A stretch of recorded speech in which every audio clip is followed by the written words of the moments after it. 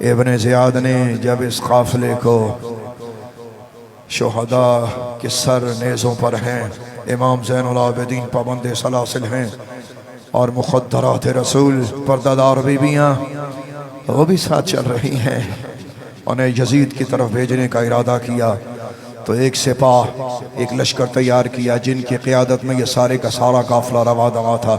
یہاں ایک بڑا دردناک واقعہ ہے، وہ میں آپ کی خدمت میں پیش کر کے آگے جاؤں گا، ذرا سوچئے گا۔ یہ قافلہ چلتے چلتے ایک جگہ پر پہنچا، آدھی رات کا وقت تھا۔ کسی نے پوچھا کہ یہ جگہ کون سی ہے؟ انہوں نے کہا کہ یہ عیسائیوں کا ایک گرجا ہے، یہاں ٹھہر جاتے ہیں رات کو، چونکہ آگے سفر کافی ہے تو رات یہاں ٹھہرتے ہیں تو پھر یہاں سے چلیں گے۔ ہائے ہائے، انہاں دی قسمت سڑ گئی سی، گرجے والے دی جاگ پئی سی۔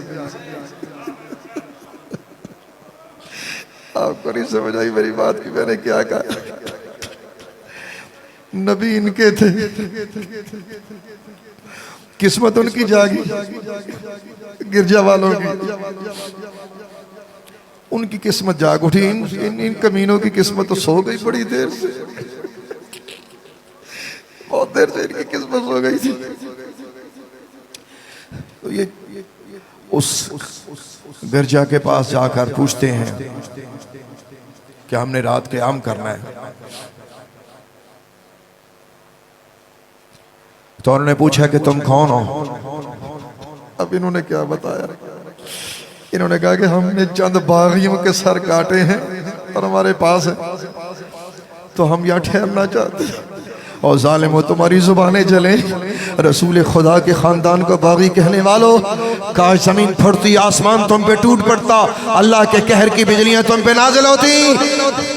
کہنے لگے چند باغی ہیں، ان کے سر کاٹ کے ہم لائے ہیں، ہم یہاں رات ٹھہرنا چاہتے ہیں۔ انہوں نے کہا کہ یہ بچے کون ہیں؟ انہوں نے کہا کہ یہ بچے ان کے خاندان کے ہیں۔ انہوں نے کہا یہ بیویاں کون ہیں؟ انہوں نے کہا یہ قیدی ہے، اور جن کا قیدی زمانہ ہے، جن کی محبت کا قیدی زمانہ ہے، آج ان کو قیدی کہنے والوں تمہاری زبانیں جل جاتی۔ سنو کیا ہوا، ان کی قسمت سو گئی، ان کی قسمت جاگی۔ اللہ اکبر، اللہ اکبر۔ وہاں سے ایک راہب باہر نکلا، آدھی رات کو آنکھیں ملتا ہوا آیا۔ جب اس نے دیکھا کہ یہ سرہائے مبارکہ نیزوں پر چڑھے ہوئے ہیں اور بیویاں پردہ دار ہیں اور چھوٹے چھوٹے بچے رو رہے ہیں، اللہ اکبر کبیرہ، ذرا غور کیجئے گا۔ میں آپ کی خدمت میں ایک بات عرض کرنا چاہتا ہوں۔ جب اس راہب نے باہر نکل کے دیکھا کٹے ہوئے سر نیزوں پر اور پردہ دار بیبیاں اور بچوں کو جب اس نے دیکھا تو اس نے کہا یہ کون ہے؟ ایک بدبخت بولا کہ یہ خاندان رسول ہے۔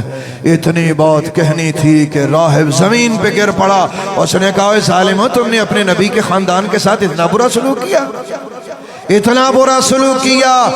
اس نے کہا اچھا بات سنو، میری ایک بات ہے تم سے کہ میں یہ بات میں جو میں نے پہلے آپ کو بات بتائی کہ کربلا کے واقعہ کی طرف آپ دیکھیں، اس میں ایک چیز آپ کو نظر آئے گی۔ کیا نظر آئے گی؟ لالچ، روپیہ، پیسہ، نوکریاں، مراعات، دنیا کی طلب۔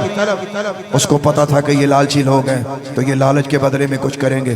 کہنے لگا ایسا کرو کہ میں تمہیں ٹھہرنے کی بھی جگہ دوں گا، ٹھہر جانا، لیکن ان سروں کو میرے پاس کچھ دیر کے لیے الگ سے رہنے دو، میں جی بھر کے ان کو دیکھنا چاہتا ہوں۔ امام حسین کے سر کی طرف اشارہ کر کے پوچھتا ہے یہ بہت خوبصورت ہے، یہ کون ہے بتاؤ؟ جتنے سر نیزوں پہ اس جیسا حسن و جمال کسی کا نہیں ہے۔ اس نے کہا بتاؤ یہ کون ہے؟ یہ کون ہے؟ یہ بہت خوبصورت ہے، اس کے حسن کا کوئی جواب نہیں ہے، اتنا حسی چہرہ واللہ میں نے زندگی میں نہیں دیکھا، بتاؤ یہ کون ہے؟ تو کسی نے کہا یہ حسین بن علی ہے۔ اس نے کہا حسین کون؟ اس نے کہا نبی کی بیٹی کے بیٹے۔ اس نے کہا یہ نبی کی بیٹی کا بیٹا ہے۔ اس نے کہا ظالموں، تم نے کیا ظلم کیا؟ کہنے لگا اچھا اس طرح کرو، میں ان سروں کو اپنے پاس رکھنا چاہتا ہوں۔ تو اس گروہ کا جو سپہ سالار تھا وہ کہنے لگا کہ ہم یہ کسی قیمت پر تمہیں نہیں دیں گے۔ اس کو پتا تھا یہ لالچ کے مارے ہوئے ہیں۔ اس نے کہا میں 10,000 درہم و دینار دوں گا، 10,000 درہم و دینار لے لو اور یہ ایک رات کے لیے مجھے دے دو۔ 10,000 درہم و دینار دیے اور ان سرحائے مبارکہ کو ایک طرف لے کر اپنے ایک خوبصورت عبادت خانے میں لے گیا. وہاں ان چہروں کو پانی سے دھویا، ان کی مٹی صاف کی اور رات روتا رہا. روتے وہ کہتا ہے کہ میں نے ان سرحائے مبارکہ کو اونچی جگہ پہ رکھا اور میں ان کے پاس بیٹھ کے روتا رہا. قسمت جاگی. پھر کیسی قسمت جاگی؟ کہتا ہے میں نے کھلی آنکھوں سے دیکھا رات کی تاریکی جب ختم ہونے والی تھی، ان سرحائے مبارکہ کے اوپر آسمان کی طرف نور الہی جا رہا تھا، کبھی آ رہا تھا کبھی جا رہا تھا. کہتا ہے میں رات روتا رہا اور جب صبح کا ٹائم ہوا تو وہ سرحائے مبارکہ جب لینے کے لیے آئے تو اس نے کہا کہ تم میں سے کون ہے کہ جس کے سامنے میں کلمہ طیب پڑھوں؟ تو ایک شخص نے کہا کہ میں بڑا قابل ہوں، میں بڑا دیندار ہوں. کہتا ہاں وہ دے تیری دینداری تو نظر آ گئی ہے، تو کتنا دیندار ہے.